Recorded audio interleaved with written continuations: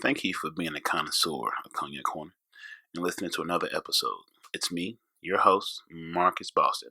Please share, like, and comment. Let me know what you think. I love feedback on what I can do better, where I can grow, where we can make this thing be what it's all it can be. Follow me on IG at Marcus Boston 314. Show page, Cognac Corner. Leave me a comment. Hop in them DMs. Let me know what's going on. Also follow me on Twitter at Marcus Cognac. Show page, Cognac Corner. On the Facebook at Cognac Corner. Let me know. Follow, share. Email me at cognaccorner@gmail with any relationship questions, any thoughts, anything you just want to discuss, any gems I can give you away, any shots I could pour in your cup. If you want to be a guest, also email me, DMs, comment, whatever. Let me know. Get your friends to become connoisseurs as well. So we just make this a bigger family event. So thank you again for being here and enjoy the show. Sipping do say, boy, this ain't your daddy yet. He in the Cadillac, me, I'm in the Maybach. Welcome back, ladies and gentlemen. This is Cognac Corner, and I am Marcus motherfucking Boston. And today we have a very special guest, a very intelligent, it's a good human being. Just need more good human beings in the world. He's one of them. Isaac Cherry.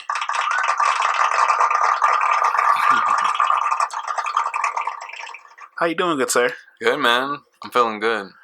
Hell yeah. Weather's good. Yeah. It's June. Half the year's fucking over already, and I feel like we ain't done shit. We've been busy every day, and I'm like, damn, it's paid. It's Friday already. Halfway over. Yeah, especially when I don't work a traditional schedule. So my off day is the middle of the week. So when I'm going back to work, people are like, it's Friday. I'm like, I just got to work. This is the start of my week. Yeah.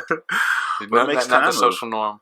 Yeah, I love it. I don't, that's not even my lane. Social norm. Somehow anti that mess. But how's? I know you're busy. Got your music. Yeah, man. I just got back from Oakland. I love Oakland. Went out there to see some old friends from Atlanta, where I'm from, and just got to hang out with friends I've known for a very long time. No Barbara Walter interviews, just friends that just know me, know me, and it felt good. Yeah. Just to still know I have those relationships. Yeah. Yeah. Oh, I heard a dope line. I was watching this one shit. It was like, I don't have problems, I have friends. And I was like, that's right. If you have friends and you have a good network and people that really fuck with you, you don't really have no problems, because those friends value so much, and they probably have resources that can easily make your problem their problem, but that's a light problem for them. Absolutely. And I said, man, I watched this doc, and it was called The Black Godfather, and it just blew my mind how he knew people from Clinton to Barack to Kamala Harris to Quincy Jones to he was the guy that was in the room that could bridge those cultural gaps. You know what I'm saying? He was but he knew he was black first and foremost, and he walked in that room with such I'm so important, I don't have a title. But everyone needs me in this room to get this shit done. Yeah. You know what I'm saying? It's like, damn. That's the first time I ever said I want to be like him. Right. I don't need y'all to know who I am or what I do, but people that know me, that need to know me, and I'm who they call first to get some shit done, because I know the right people in the right time and place. I was like, damn, that was the first time I ever said I want to be him. I see how people feel. They see their favorite musician on sports. I want to be like LeBron. I want to be like Michael Jordan. I was like, I want to be like this guy. I said, fascinating. And it was really dope. It was really inspiring. But I don't know how I got on a tangent. But you say you just came back from Oakland? Yeah, man. And got back to it when I got back. I thought I was going on a vacation, and I did get on a little vacation, but I got back home and just back to work. So did you guys fly out? Yeah, I flew out there. Went out there by myself. Hung out with some friends in the Bay, all around the Bay. In Oakland, Pacifica, San Francisco itself.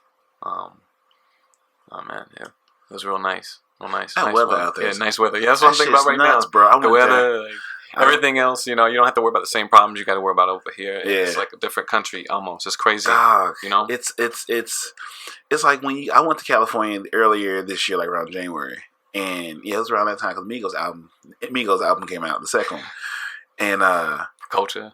Culture 2 came out. Yeah, Yep, and it was that Friday, so I got out there. I went out there. I was thinking about moving out there, and out to San Luis Obispo, right, in between San Francisco and LA, right central California, so between Sacramento and LA, because that's right. Isn't it go like San Francisco, like San Diego, San Francisco, Yep. LA? San Francisco, LA. I'm sorry. San Diego, LA, then San Francisco. Okay, so it was in between San Francisco and LA. Okay. It's San Obispo. Yeah. Because like a technical college, whatever. He lived out there. So it's like, well, I'm going to move out here and, crash on this couch for a while and, see what happens. I'll just get a bullshit job to survive. So I fly out there, get there like maybe 10 o'clock. Got to rent a car. Got a charger because I was going to drive up. It's probably like 2 hours from LAX. So I get a little rental car. It wasn't expensive. I'm like, I'm getting a little charger. I'm like, all right, it's brand new. I said, what's like, Everybody gets to fly cars, even for rental cars. You can rent a Lamborghini. Like, that's what I'm saying. He's like, hey, you want a free upgrade? I was like, yeah. Like, hey, man, we'll get, go out there and pick whatever from that row. I was like, oh, shit. Like that row? Like, well, with that thing on that motherfucker. Let me get that charger with that thing on it. I'm like, I used to hate chargers. And picked that motherfucker, drove up the coast, you know what I'm saying, like midnight. Drove up the coast midnight and shit. And a Charger's not a bad car. No, it's not a bad car at all. It's not a bad car at all. And love a Charger. And not a bad car at all. And blacked out, black on black on black. It was murdered out. Yo. It was very murdered out. And listen to the album, but like it was just beautiful. Like this windows down, just that you pass through these lights and like you just drive up the coast and see the ocean crash. I said, this is why motherfuckers move out here. Smell the air. Just smell the air, man. Then I had an interview the next day and I just went to the beach in the daytime and it was just like, I get it. Like I see how life is so active out here because the weather's beautiful. There's no winter time. There's no time on the house, and like people are out here for a reason. Yeah, they don't give a fuck what you hear. They don't give a fuck what they here to move. Yeah, they here to do shit. They're not worrying about bullshit. They're here for a purpose. I lived out there for about a year and some change. Lived in Venice Beach and Venice La Brea and Silver Lake, and I used to play drums out on Hollywood and Highland. I used to get money with the break dancers and shit. Wow. Like, it was crazy. It was like the wolf hour. People would come out like at night. Like what Hollywood and Highland was like during the day was totally different from how it was at night. Right. Go to this club called Star Shoes, and you'd see all the people who got talent, who like wanting to make it. Just just hungry. Just like so much talent just everywhere. You think you can do it? There's 10 people that can do it and juggle. Wow. And you know what I mean? Just like.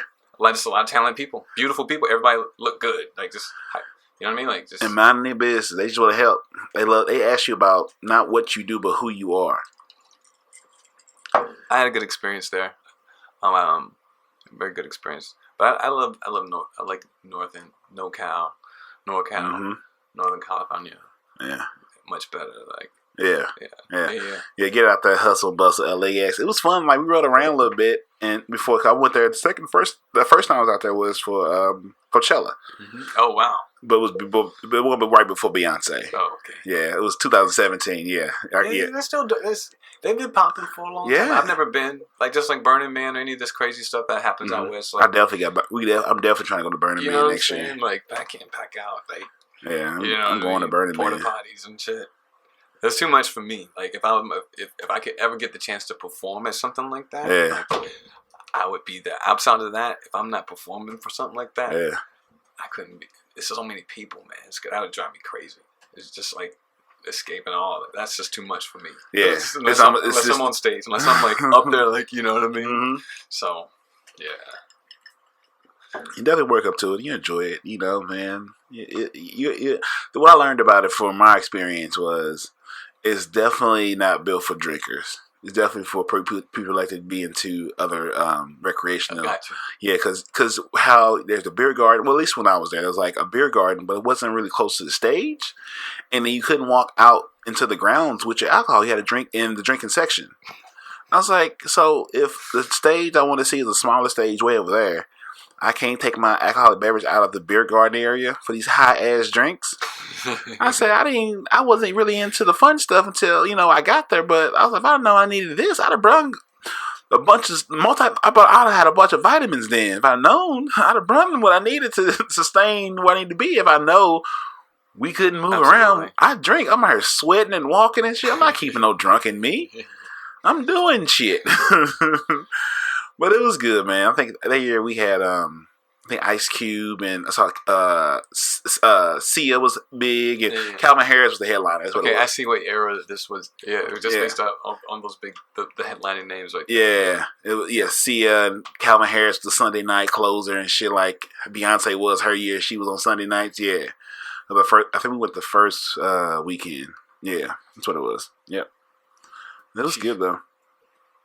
It was damn good. So let me see the music. Educator. Yeah. We met at UMSL. So we met UMSL in Spanish. Was the Spanish one? Yeah, man. Oh crap, man.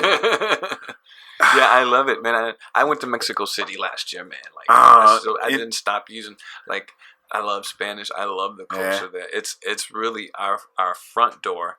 Like Mexico is really, we treat it like it's our backyard, it's really our front porch. You know what I'm saying? Like the culture really comes from like down there, like Tenochtitlan and shit. Like, and like we're not really even like hip on that shit here. Like missing, you know what I'm saying? Like missing out on all that just goodness. Like, man, but Spanish, back to Spanish. Yeah, like I love that language. Mm-hmm. Yeah, it's like music. Mm-hmm. Mm-hmm. Yeah, very soulful. Yeah, very soulful. Yeah, I agree with that by a lot of bit. We struggled. Hell yeah! I had to put it together because I didn't know. I wasn't. If I known needed Spanish for my degree, I would have got it at JUCO. It would have been a lot easier. Because what this was funny is like because I needed those 3, pretty much semesters of Spanish to go along with my communication. I ended up graduating in August instead of May and missed out on the job at the zoo in HR because the man that hired me originally for that job was retiring. So if I graduated in May, he definitely would have gave me the job before he retired, and I would probably have still been at the zoo. And who knows if I would have been here if that would have happened. You know what I'm saying? But those kind of things got me to this point because I definitely took that full-time job at the time, fresh out of college. I graduated that year. That was 2015. Would have took that job. Probably would have still been there working at HR. We didn't graduate the same year. I graduated August 15. I graduated hold on. I graduated 15, but December 15. So you went back that fall? Yeah, I didn't graduate until 15. Yeah, I graduated. I was out in August. I know I was my thing says because I graduated. You know, I graduated twice because I graduated from Forest Park Community College. Yeah, that was 13 for me. Yeah, that was 13. I love that school. Oh man, I ended up finishing up at back then. Yeah, I finished up at Merrimack because I think I went to school of interior decorating, and then when that fell out, I was like, oh, get the fuck out of this housing shit, and got into like I wanted to technically define my communication skills. That was my goal. What did you remember in Spanish? What did you remember I had to say in Spanish? I say a lot of more bien. I say a lot of de nada, et tu. Oh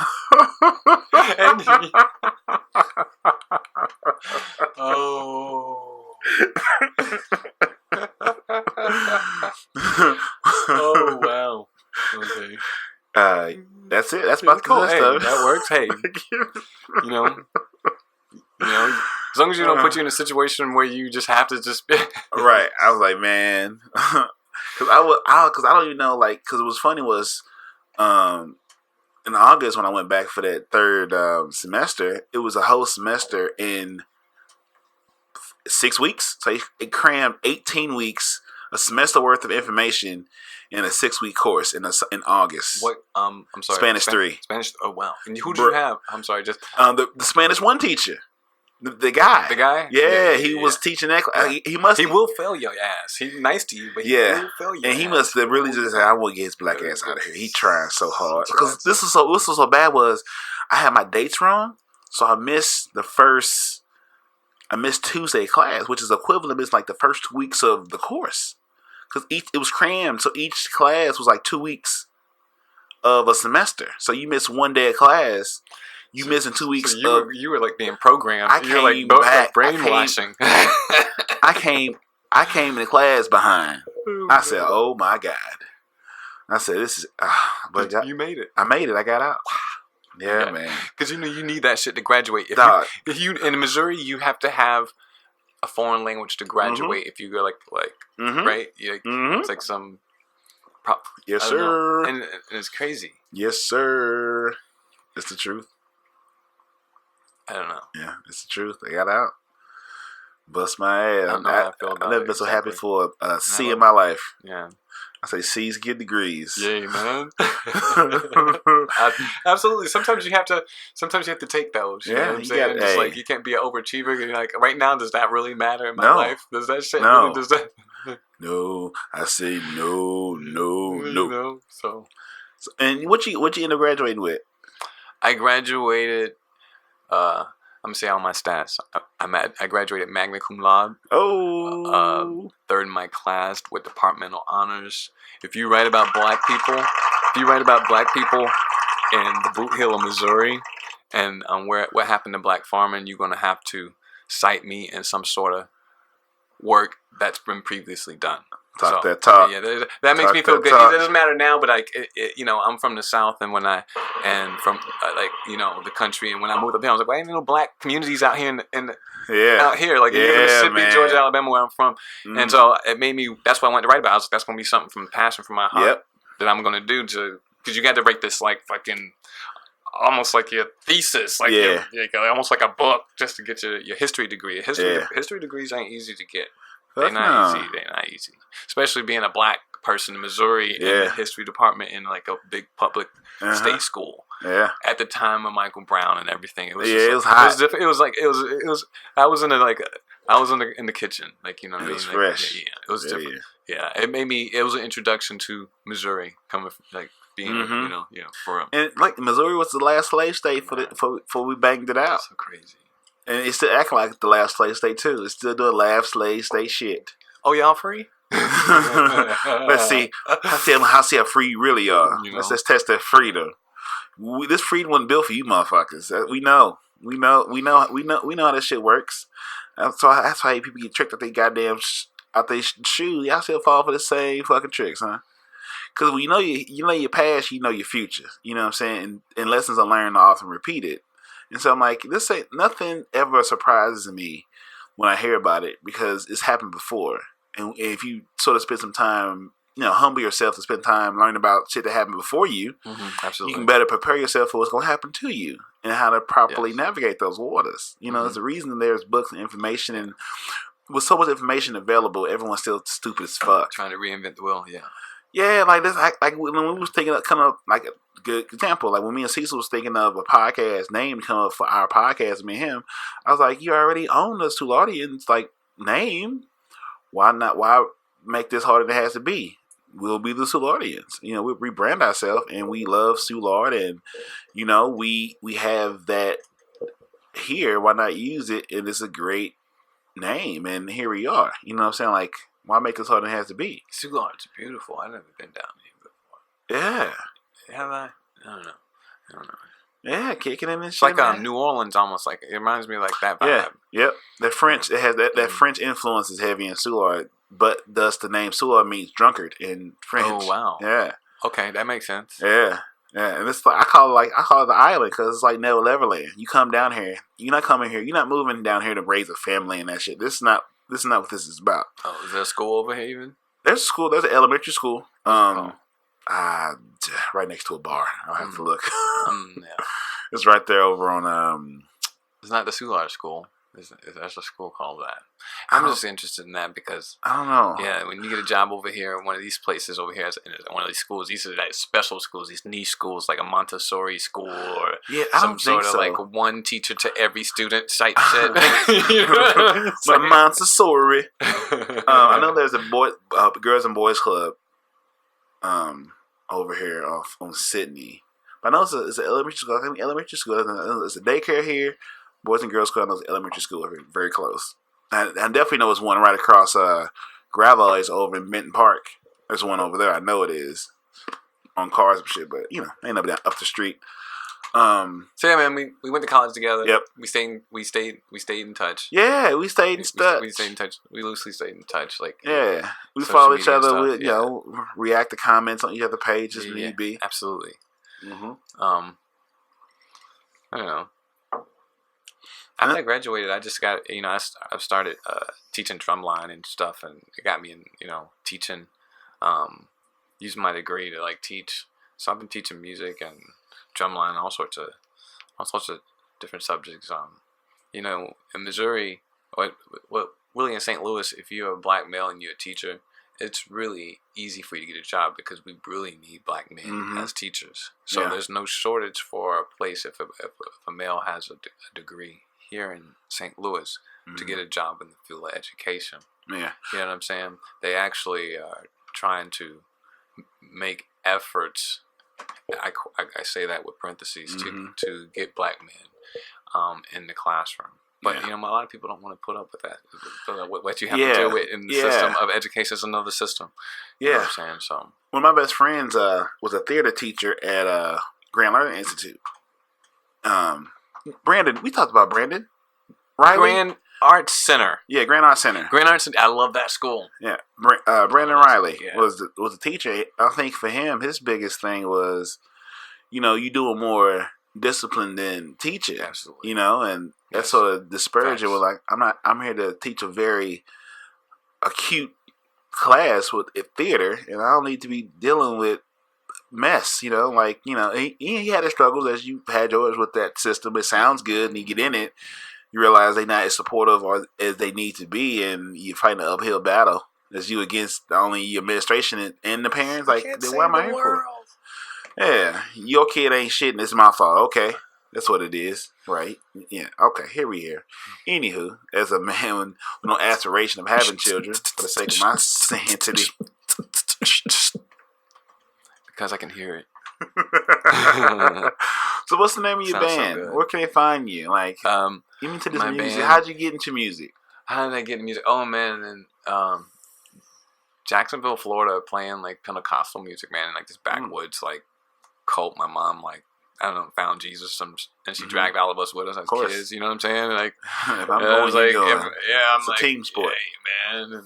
And so, if I was going to be there, since I basically lived there, play the drums. Wait for the big OGs to get off the drums, and you can get over there and play. Wait in line, play, and then I showed promise, and fell into like doing other things like drawing and painting and like running around doing graffiti with my little homies on walls and stuff. You always been a creator. Yeah. Just and I don't know, just picked back up sticks again when I got 21 and like packed up everything from Jacksonville, moved back to Atlanta as an adult, and I got in this punk band called Animal 13, and these guys were like 10 years older than me. They kind of took me in like this warehouse in East Atlanta and started like drilling out music. Like, you gonna learn this music. You got to earn your keep. Play these. You gonna play this music, and like we had it's a little moderate success in our little hometown, Atlanta, which is cool because it's a very supportive place, for creative people. And then I moved to New Orleans, and after the storm, and started volunteering in the Ninth Ward and stuff with all these like white college kids from all across America. But like I ended up tapping into a network of people there who really cared about, I guess, their white guilt, whatever you want to call it, that brought them down there. We really got all of us involved in the community in Ninth Ward and the Lower Ninth Ward. And then I moved on to LA. I'm speeding up this story. I moved out to LA and played music out there with a lot of guys. Sat in with the Lions, this like reggae group. The Jamaicans really took care of me out there. The Ethiopians and the Jews, those are really good people. No one can ever talk shit about those people, because I was homeless when I first moved out there, man. It was tough in the beginning, but those people took care of me. And then ended up going on tour, and I was in New Orleans, met my partner, and moved up to St. Louis in 2007, and I've been here almost 12 years. Got to college, got a degree while I was here. It's like it's so slow.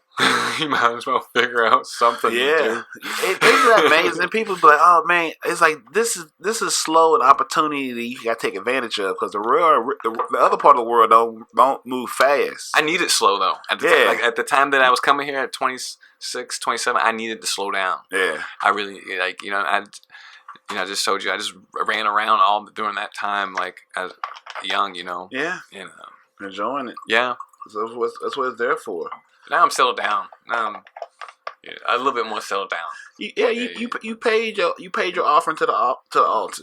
You did your running, and so now it's like time to reflect on all those lessons learned while running, and put them to good use to get the next wave of runners prepared. And he turned from a soldier to a general. So he should progress in life. You know what I'm saying? Absolutely, that's how it should be. Then a statesman pass that wisdom down to those that find value in it and know what it is. But you can't save them all. You got to help what you can, and absolutely not. the rest of it fall where it may. That's it. Stop doing that, Cherry. You gotta trust. You gotta trust your energy. Yeah, man, it's crazy. Like, there's kids out on top now, they starting to drive cars and stuff. I got to duck and bob and weave in St. Louis. Mr. Cherry! People be popping out of here. I got to watch. I don't be out here like that anyway. Like, I don't really bar hop or anything like that. I stay in the house. It's just horrible. I got other stuff to do. You know what I mean? I'm not saying it's bad to do any of those things, but yeah, when you are an active creator and you love creating, you ain't got time for that shit. I need to actually practice my drum. I need to actually the thing that you find cool about me. I need that time to do that thing. Put it to my craft. This shit don't happen on its own. This shit don't sound fire because it just happens out my ass. I put my time in. Yeah, man. I love St. Louis though. People always ask me, "Why you move here?" Or they ask me, "What high school did you go to?" And when they ask me what high school I go to, that shit irks the fuck out of me. They can't judge me. Then they just like, "Oh, I don't gotta." Yeah, I can't. Oh shit! Now I gotta work to figure out what you are. But I was homeschooled. This is a riddle. Right. That's how you like that. From the school of hard knocks. Are you from St. Louis? Are you native? You're native. Mm-hmm. Yeah, I went to a bunch of mid-county schools that I say the name, they be like, "Where?" Exactly. Don't worry about it. Oh. Yeah. I was bred to deal with you Watts. I know you Watts trying to put me in the box. You Watts. Them Watts. It's a love-hate relationship with them Watts. Oh, man. They know who they are. I think it was Malcolm X that said like if you find a good one, you should kill him before you turn bad. But that's like saying either die a hero, live long enough to be a villain. But I've had people from all different walks of life that have been, like I said before, like that have been so supportive to me and like my growth. It's a Jewish cat that's holding me down right now, like out here, touring around with this music and just and I'm making a living as an artist, and like you know what I mean, and it feels good. And I have to let my guard down because you have to be in a place like this. You got to be a little bit more guarded about those sorts of things when people see you doing those things. And it's not like you're making a lot of money, because there's not really a lot of money in it. But you're being able to take care of yourself. You're not having to like have somebody go be nitpicking on you, a boss, a hierarchy, because I don't believe in that hierarchy. Like it's hard for me like to deal with that. Egalitarian. Yeah, we all meant you both were human first. Yeah, we're humans. Yeah, that's what I'm saying, man. We're human beings first. Absolutely. And then let's figure out who we are as people, and then the other stuff don't even really fucking matter. Yeah. It doesn't. Don't take yourself so serious. You gotta know what's a construct of control and what's not. And when people identify with stagnant beliefs, that's who you have conflict with. People that when your beliefs are your identity, but you have to be willing to be flexible with your belief system because they might be outdated. You're right. Okay, I was in the Bay Area, just reset me and made me think about that. I was able to receive the new information from like this bus stop prophet because of the fact that she had already nurtured my soul through food. That's the way to get to me. Things I like to eat, and so and she did this for the first 3 days I was there, and then on the 4th day, that's when she hit me. Boom. You know what I'm saying? And she was like, "I'm not trying to really like dig into your life like this, but I just think that maybe this is what you need to hear." And she was telling me everything I need to hear, and I had to like. Yeah. You know what I mean? Just like swallow that pride, that ego. And she was telling me about that. She was just like, this is what you know what I'm saying? You need to work on your spirit as much as you work on your drum. Mm-hmm. And when she said that to me, it was like, boom, boom. Yeah. You know what I mean? And I was just like, that's what I needed. That was the whole trip. Although I saw all these beautiful things, I had a party, I went, it was with the A-team, I still, like, that was the message, you know? And so it felt good. Yeah, absolutely. You know? You gotta have that mind body. You can just dig it out. Don't worry about that shit. Go use your hands. Fuck. I just tried to be bougie with that shit. This damn teeth shit sucks. Get back to digging this bitch out with my hands. Shit. But yeah, man, you gotta have your spirit. Like, you know, me and Cecil just, you know, we really gotta understand the value of energy. You gotta nurture your soul as much as you nurture your body. You know what I'm saying? What's the point of eating all this good food that's healthy for you if you're gonna hang around toxic people that fuck up your spirit? You know, fuck up your energy. You know, why? That's family or friends. You can't. You if you're not bringing some good energy my way, then don't come my way. You know, don't need that. No. I gotta make sure my energy and my vibe is protected. You know what I'm saying? Because that's what really matters. Now, where it goes when it's over, that's not. I don't know. I see when we get there. But here, I'm not gonna hang around negative, complaining motherfuckers that don't want to do new shit and just want to be, you know, stagnant. Yeah, like, no, you gotta be in a growth mind state. You know what I'm saying? Like, you know, you have to know that people are really the most important resource. Human resource is the best resource. If you don't know how to properly foster that and just be around people for as long as you can have them, then what are you doing? Like I say all the time, you know, people come in your life for a season, reason, and a lifetime. And you gotta it's up to you to figure out who's for what. So don't try to hold on to somebody that's here for a reason and then miss out on somebody you're supposed to have for a lifetime because you couldn't tell the difference. You know, people want to be there, let them be there. They want to go, let them go. Because all they're doing is getting out the way for the next one. Get out the way. But appreciate them for being there. They taught you something that maybe you wouldn't have learned without them. You know, it's always sad when people be like, oh, I wasted time in this relationship with this person. No, you didn't. If you maybe had went to a place you wouldn't have went if you wouldn't have met them, maybe been with them, or maybe wouldn't have the experience of, you know, blah, blah, blah. There was some value in that time. It's just you to learn from that to make the next one better. Makes you sharper. Yeah. Yeah. It's like I always say, why do I always have to have a villain in my story? It's like I'm in my new chapter and I got a new villain. Right. Why do I have one? Maybe it's me. Yeah, that could be. I'm my villain. You know, you could be. You know what I'm saying? But oftentimes I always have a new villain. You know? And a lot of times it is myself. A lot of times you see yourself in your new villain. Yeah. You know what I mean? I just had a very good learning lesson at my old school. The principal that was there was just like, didn't like the fact that there was another brother in the building, right? Who was having success, I know that. right? I know that. And when I saw him, he calls me candid. And I was like, what does candid mean? You know, and I had to look it up. I guess it just said honest, just like very, just like forthcoming, right? Right. You ain't have to. He playing the game. Yes, it was just weird, and I was just like, I learned from this guy the whole time. Mm-hmm. I was learning from him the whole time because I was just like, man, you know, man, and just to get out of that system, I was in the system, man. Do you know? I just got out the system. It's a different kind of system. He's in the Matrix. Yeah, I was in the Matrix. Yeah, it was weird. But you were like, no, that's not real. Yeah, I had to keep telling myself that too, because how people are dealing with each other, it's not a unique gift to you. Your ego thinks that, oh, this is happening to me. Oh, yeah. me. Oh my God, I can't believe this has never happened to nobody. I can't believe this. This is the first time ever this happened to me. Do you know how small you are? This motherfucking planet don't even mean shit. Yeah. This is not. It's inconsequential to the bigger universe.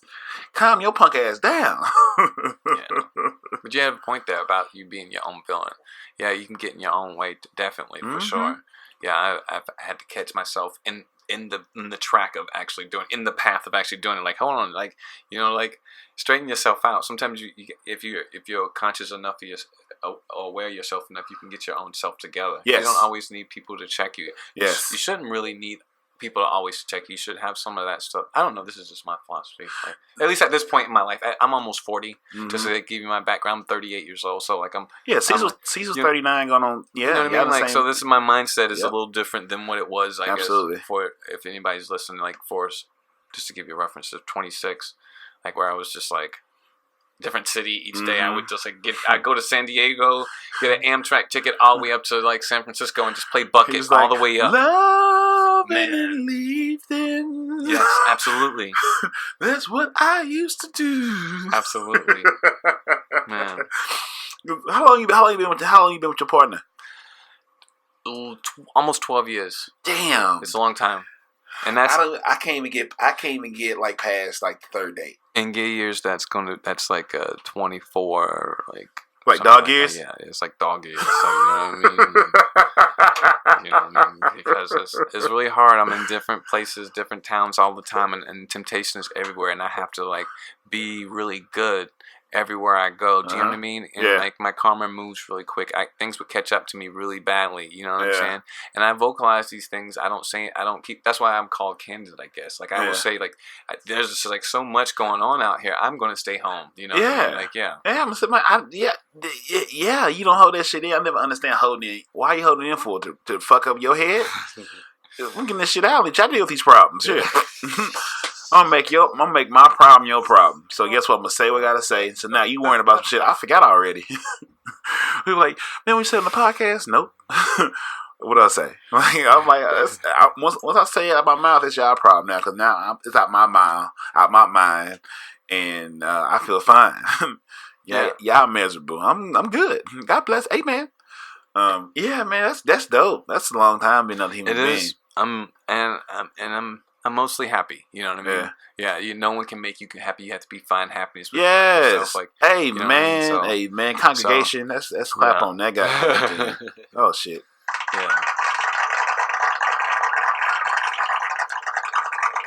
Yeah, man. Like, especially, I mean, I'm 34, and you know, for me, it's just I was blessed with the opportunity to really get to know myself. You know, I wasn't forced to be some form of a narrative of my parents, you know, or my cousins, or like I didn't have an example of what I should be, so I was able to become myself. You know what I'm saying? Sometimes we're in a household, or we have people influencing our development to where we end up molding ourselves to something we'll never be. That's somebody else. To where I was able to know we had basic ground rules of behavior in my home, but it was nothing like OD because you know, because you're this side, you should be this, or you should be hanging with these people because you're that. It's like, hey, well, just don't do nothing stupid and get home at a certain time. You know, so I was like, all right, look, this ain't for me. This is stupid. I'm gonna go home and hang with my damn self. And like, I was never tied to a community either. You know, I can hang with the whites. I can hang with the black people. A lot of different cafeteria tables. Yeah, that's what I say. Like you can sit, like in high school, like if you can sit at all the different cafeteria tables, and that's how I was that person in high school. That is how you're going to be in life. I explain to my students how you are in the classroom and in the school, because it's a system, and you're going out to its system. Is how you're going to be most likely in life. It's a microcosm, and to break that down for people who don't know what that means, that's just like a smaller example of what that is. You know what I mean? Life is like high school. So man, how you navigate it is gonna pretty much show how kind of dope you're gonna be. Man, for the most part. That's why I don't really believe in the system of education, because the ones who get kicked out get pipelined, or either entered in like special school district or into all the special. And I watch this, like I just feel bad for even me participating in it. Just you know what I mean? Like that's why I left the school I was at. But I'm just gonna keep that quiet. You know. Anyways. Different topic. You become aware of how you. I know who took it back. And it's hard. There is no way to be a clean hero, because we are going to be in some situation to make a decision that goes against our belief. Because to maintain any kind of foothold on this trusted reality, you're going to have to make some decisions that go give your belief system, because it's built into it. You know, it's just part of the DNA of being a human being in this point of humanity. For as long as it lasts, you know, depends when you talk to. It could be coming up soon. This shit don't mean nothing, and you know, the earth would be like, God damn, these motherfuckers gone. Shit, this last 2,000 some years really fucked up my goddamn figure. Oh shit! Got rid of all these bastards off my back, you know, and bring on the next form of whatever. But you gotta be with it. I don't know, like for me, just dating wise, I've come to the point where not only does proximity matters, like I need to know you're vested in me and my culture, and know that I'm black first, and that that doesn't offend you, and you also don't you see me as a human being first. I understand I'm not a novelty for your exploitation and your pleasure. I'm not a what do you call it? A category on Pornhub. Yeah, exactly. You know what I'm saying? You know, like when if I'm being black, don't make me being black harder than it has to be because I'm with you. You know, to understand and actual genuine. If you have a question about my culture and I can't answer it, be concerned. You know what I'm saying? Like if something you see, you can understand the significance or whatever. Feel comfortable asking me a question. If you hear someone talk about my culture in a way that's is false, please speak up and defend it because you'll have more effect on changing or at least challenging that a belief than I can. So I'm gonna come off in a certain way. Just be active and caring about it. You know what I'm saying? Don't just be here for the fun. Like I had one saying like they love the culture but hate the struggle. They love the fun but hate the work. You know what I'm saying? They love to hang out when it's fun and bullshit, but when it's time to make a stand, crickets. I ain't got time for it. They can't reward that kind of shit, man. Can't do it. It's facts, though. It is. That's facts. Give motherfuckers out the paint. And I hate even worse than that is motherfuckers that try to be something they not. Don't do something. Don't change your vernacular because I'm here. Talk the way you talk like you usually talk. That's why I'm going to talk my shit regardless. Fuck all y'all. Yeah. That's why that's why it's so easy for me, just being a black queer man. Just like I'm already got that step out of the way. So for everything else for me, I just might as well just be honest and just be true to who I am anyway. Because I've already put that out there. That's almost like the worst thing that I could do to myself. Like you know what I mean? Like so if I've already put that out there and I wear that like on my shoulders. Like everything else has to come from the heart. Do you know what I mean? Yeah. There's no other place to be. So it makes it easy. It makes people uncomfortable, or it makes people like tell their truth to you privately in a way that isn't like where they're like keeping some secret. They're just like they're not. I don't know. I don't know how to explain it exactly. Like it makes people comfortable where they can tell their truth to you. That's the best. That's how I'm gonna leave it. When you solid with yourself, everyone that's struggling with defining that will gravitate towards you because they want you to how radiate. How do you figure this out? Yeah. I'm like, it's not that hard. I just own my shit. You know what I'm saying? I'm not living for no one but me, and I'm willing to let people go. People like that often that you speak of are people that can't let other people go because they're allowing them to define them. Because if you let people that you chose to define you, now you have to spend time with yourself, and people hate that. So people that gravitate towards people that define them oftentimes will gravitate to people that are defined because they want to be like you and have that freedom of self-awareness. And then, but they know if you stay in hell because you know the street signs. You know you in hell, but you scared to leave because then you have to figure out what is this beautiful whatever it is because I'm so used to being miserable. And I know how to get where I got to go. Now I have to go to this new place that I wanted, and I got to figure out how to get there. You know what I'm saying? Like, it takes living life to the fullest takes work. Absolutely, that's true. Consistent work. It's easy just to do what you told and not put the work in. Because the most people I'm gonna go to school, get a degree, find a mate, get married, have children. Is that really what you wanted to do? No, but you wasn't willing to have the courage to risk figuring that shit out and letting go motherfuckers that don't want you to be your best self. So you miserable, and then eventually you gonna do some shit that's gonna bring the whole house of cards down upon you. Because at some point you gotta be a human being. Find people do that. I found that weird when I moved here from the coast. That people get married so early. They get married. It's like the plan. It's like it's like a plan. I'm looking for a husband. Like I can't wait to get married. College man from college, half out of man. When Tatiana was busting it down, and then like you have a baby, and then you have another baby probably in your career, and then like that's it, and you stick together even if you don't like each other because you got all your finances together, and then or maybe you get a divorce and then you got to still pay either way, and your credit all messed up, and then you got to go back to school again. Then you got to start the whole process all over again. And all the people that told you how to live ain't nowhere to be found. All the people that told you this was the right thing to do is nowhere to be found. Because they miserable too. That's all it is. And misery loves company. Yeah. So why the fuck you hang with people that's doing dope shit? Yeah, so the only people that talk shit about the motherfuckers ain't doing shit. Motherfuckers gonna tell you how to. Well, let me tell you how to do your podcast. Sir, do you have a podcast? No? Then why the fuck are you talking to me about how to do my damn? I don't come and tell you how to do your shit because I don't know. I'm not going to disrespect you and say, I'm going to tell you how to do your job better. I don't know. But you give me suggestions on shit. You ain't created a goddamn thing of the goddamn life. You ain't created a crunch and since a crunch had you. But you going to tell me how to make some shit that I do all the time better. And it's always it is always a motherfucker that criticize that ain't doing shit because you got time. I don't think about why you ain't doing shit. Black it all out. Yeah, I don't see you, motherfucker. I love some hate. I love when I hear the hate. So yeah, I love hate. Hate watch me. You get more money from haters than you would get from people that appreciate you because they hate watch. I'm trying. I hate this show, but I'm watching it anyway. I'm trying my best to like pray for people who trespass against me. It's really hard. It's a discipline like anything else, and I'm really just trying really hard to do that. And but I'm trying my best. It's not easy. It's not easy. Oh, fuck no, it's not. Yeah. Fuck no, it's not. But I'm trying to forgive. I'm in a season of forgiveness too.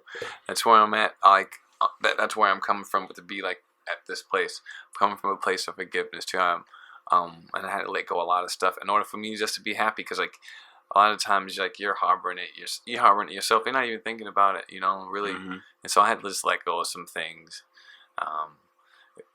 Pride and stuff like that. So, yeah. I mean, I think that was something like, I think for me, I think I always been solid with me. You know what I'm saying? I think I learned a lot from my mom, just watching how she governed her life and that she never let no one define her but her. And I think she's taught me more indirectly than she said, her saying, this is what you do or don't do. I just saw how she navigate life. I think, cool. She loved her some her, and she's fine where she's at. And like, of course, at some point, I wanted to do more. My experience has passed her by far because I was in a more diverse environment. Mm-hmm. So my friend circles were a lot more. My thought process and my view of the world was a lot more expansive than hers. But she was solid where she at. So I get the piece of being solid where I'm at and being grateful for what I have as I choose to pursue more experiences and able to find them in between. The blend of both worlds. Yeah, just the peace and the balance, and know the balance is a constant thing. It doesn't stop. You got to keep working on your balance every day and own your shit, and then say, hey, I'm not gonna miss no sleep. It's gonna be okay, and also be at peace with what I can't control. Like I'm gonna pray on it and let it be. But I'm gonna what's the saying? Work as it's up to you. Pray like it's not. So work like it's up to you. Pray. Yeah, something like that. One of them damn. You know what I'm saying? One of them shit. You know what I'm talking about. You know what I'm talking about. So how have you governed, being that you've been with your partner for 12 years? What are the pillars that make that work? Oh yeah, happy Pride Month, guys. So this is a Pride Month episode. Sorry. Yes. Oh, that's a good. Oh, I can make some. I'm gonna do something real. That's a very good point. Is it communication? Is it Yeah, absolutely. I'm very honest about most things. There's some things I keep to myself. Right. Because I enjoy those things that I keep to myself. And we all deserve to have privacy and our anonymity. That's the word I was looking for. Yeah. Early anonymity. Yeah. Whatever the word is. But we are very honest, even enjoying people together, not sexually yet. We haven't matured to that place. Mm-hmm. But like just seeing people and enjoying them together. Yeah. And enjoying what that other person finds attractive, and just enjoy seeing them find that attractive. That's a crazy place to be, because not everybody can be that way. There are times that you have to be a little bit more jealous. I guess that's the word that people. Yeah, that's the closest word we have. But I get what you're saying. You're saying jealousy, not necessarily in a negative way, but like how a cat sprays its territory, marking your territory. Yeah.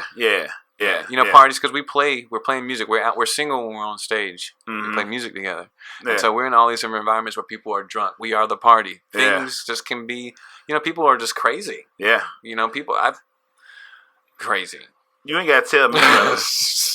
people. There's a kind of people that when they come there unwind. You know, they're either living a life that they didn't want to. So you guys give them a level of peace and comfort to where they get too peaceful for where you're at. You know what I'm saying? Because they assuming you are where they are and you're not because you're working and you have all your other stuff that has nothing. They don't give a fuck about that. You are here to give them relief from a life they probably didn't sign up for. Yes, take your mind off of whatever it is you've been thinking about. Yeah. A lot of times I've been playing. A lot of times I don't. I force myself to see the crowd. Sometimes I don't see the crowd anymore. I just play and just give my energy. And afterwards, people just. I've been doing this for a very long time. Yeah. And that's the thing too. People have to understand that. Yeah, and I'm not big shit or anything like that. But like for a brown guy to come from the projects, to the pyramids, because that's where I was at last year. I was on the Pyramid of the Sun and Pyramid of the Moon, and I sat up there and I was just like, wow.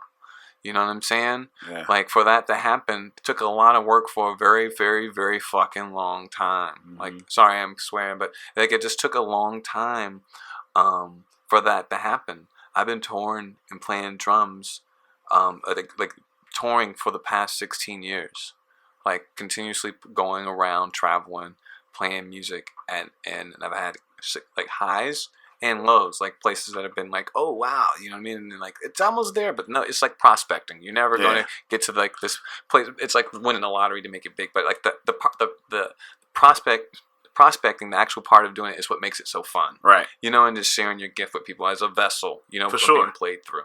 And so that's what I love to do. Just play music. I just like to play my drum.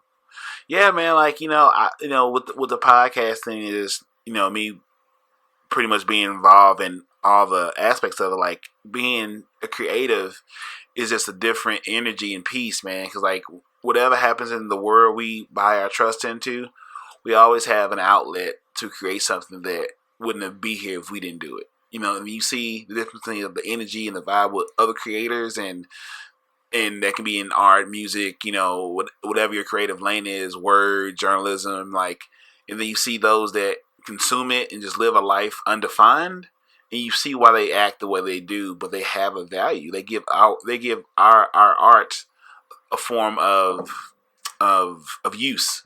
It has value because we created it. So we give the value to what we create, but they find uses for what we create, but they don't define it. You get what I'm saying? They use what we give them, but they don't get to set the value. We set the value of what we create, because we can keep it to ourselves and no one sees it, no one uses it, and it's still just as valuable. But we allow and share it with those that are unable to create and let them use it. Mm-hmm. But because they're not creators like we are, they do things out of frustration of not knowing what your purpose is. And we reap the benefits, good and bad, from them buying and supporting monetarily what we create and put value on, or they use it in the other way as a weapon for whatever gives them relief from their undefined life. I don't know where I went. That damn Buddha man. That was Jesus. Get out of the way. Goodness, Lord have mercy. Well, that was Marcus Boston giving you a very, very in-depth psychological tirade on how the creators and consumers and how I think it works. This is cool, man. I'm glad that you got me over here to do this. This is really cool, man. For sure. Absolutely. And even this space. I like just being on the mic anyway. just like making noises. I'm just playing. So I'm trying to say, we came up, man. Like, this room has evolved, and so many good things have happened, and going in the right direction, man. Definitely people enjoy it. I enjoy it. Mm-hmm. Much. It's time consuming, but where else would I rather be than here with everybody that's here with me? Like my Jigga man. So what you think is next? So going forward with music and everything, and having your chakras in line and your energy somewhat adjusted, your spiritual spine is been adjusting going forward, how you think that's going to lead? How it's going to lead you not only professionally with music, but like when you get back into educating? Well, it's crazy. I am at this point now where I'm like, I don't know what the hell I'm doing again. It's like you wish for something and then you get all of it, and then like you gotta be careful what you ask for. Yeah. And then you actually get it, and you have to like maintain it. Yeah. Okay, so once you're at the point where when you got it and you maintaining it, then where do you go after that? That's where I'm at right now. Do you know what I'm saying? So I don't know.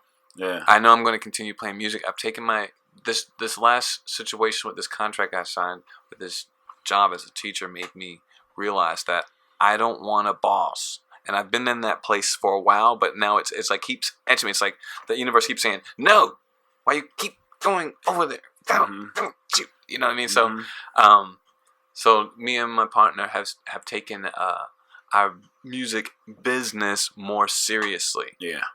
And so I can't just jump out the frying pan out of the system completely yet, but I'm like 1 foot out. Yeah. And I got 1 foot still in. So like I'm still I'm going to be substitute teaching and working with this young man with multiple disabilities. He's like, I feel like he's my godson, but there's a check connected to it, so it is business. But I really love this young man. Yeah. So I'm gonna be substitute teaching and then touring, like playing music. I make more playing music than I do teaching. It's really fucking crazy because I'm just like, teachers are like teachers, like, you know what I'm saying?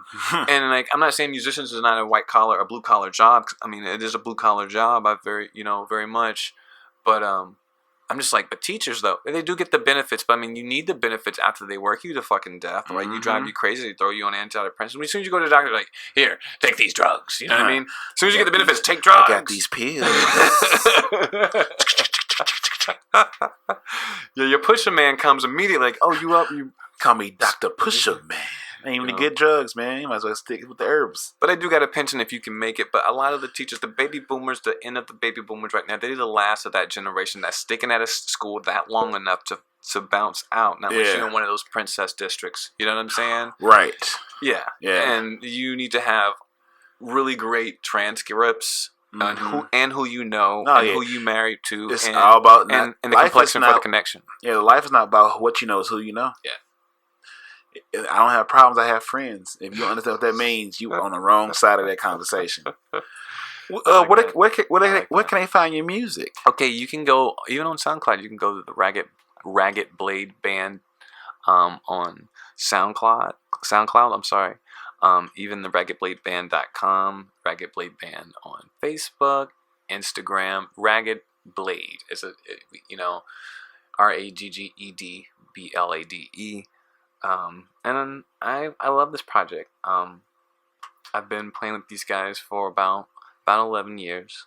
I've played with other folks as well during this time, but this is like my baby, and I've played with things that are other acts that are bigger than my band while playing with this band. But it's about my band because all these other bands get their attention. They're national acts. They do their thing. You know what I'm saying? Like, so that's what it is. Yeah, that's lit. Lit. And where can they find you at? Isaac Cherry. I have some music on SoundCloud too. My name is Isaac Cherry, ISAAC, Cherry as in cherry pie. I'm also on Instagram as I got a long ass name, Papa Cherry Boombastic Oblongata, because it makes sense. You know what I mean? You gonna make me now? I'm gonna edit this shit and make these fucking clips. I'm gonna at that long ass at name. POPPA Oblongata. Look that shit up. It'll be properly tagged. Thank you, Isaac, for that long ass name. You've been great. Give some closing words of wisdom for our connoisseurs of Cognac Corner. Oh, I just love that Jill Scott lyric. And it's all relative. Freedom is all relative. It's I'm taking my freedom off the shelf, put it on the chain, putting it around my neck. That's one of the things that I want that on my gravestone. Like, you know what I mean? Maybe I'm going to get cremated. I don't know how it works out, but that's what I want on at least played somewhere within, like, my ceremony. In the service at the after party. Because I don't want no fucking, what's that shit called? Live my life like a Passover. I want an after party. So I want the concert be my funeral. Then I want, the overpass be my fucking concert. No crying. Because I did it. I've been living it. I squeeze every piece of water out this damn tile. Fuck it. And call it life. Yeah, live it. Let's live. Even if it's not, if you don't reach, you have all these expectations when you're younger, like you're gonna reach like this epic plane of like you're not like you know what I mean, like, and you have to be like okay with living in the now and where you're accomplishing what you have, and those are the good things, and feel good about it. I've already fucking made it in my mind. You know what I'm saying? Yes. When everyone was telling us back in the 80s, you're all gonna die. And they're telling the gay fags, you're all gonna die too. AIDS is gonna get you. And I'm from Atlanta. I'm like, oh, I was told I was gonna die. So I'm here. I'm fucking here. Absolutely. Cheers. Yes, good cheers. Shit, I got a little bit. Ooh, yeah, I got a little bit. Yes, sir. Well, Isaac, I want to thank you for making time to come into Cognac Corner. For sure. Yeah, man. And I really enjoyed getting to know you. We will have you back again. You know, like I said, next time get you me UNC on here, get you on the Soulardians. You know what I'm saying? And then maybe half the glass, little basketball talk. You know, little sports, you know. We'll see. O's pretty good, but we'll get you on another one of these shows. Okie dokie. Definitely want to thank you for sure for coming through. Thank you guys for listening. Absolutely. And I am Marcus Boston. This is Cognac Corner, and as usual, love yourself, love each other, and all we have is time. So please use it wisely. Marcus, darling. Hey, how you doing?